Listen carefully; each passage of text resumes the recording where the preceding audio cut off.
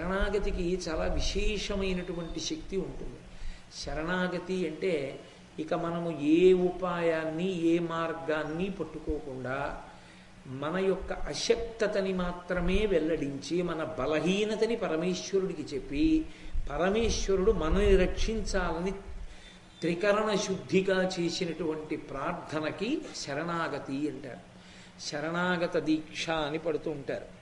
అది దీక్ష పట్టేది కాదు. నిజానికి శరణాగతి అనేటటువంటిది నోటితో శ్లోకాలు పద్యాలు చదవడము కాదు.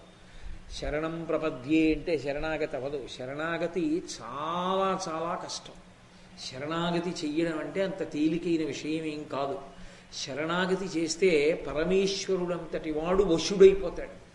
త్రికరణ శుద్ధిగా శరణాగతి చేసినటువంటి భక్తుని యొక్క మాటకి పరమేశ్వరుడు లొంగినవాడై ఎలా భక్తుడు చెప్పాడో అలా ఆయన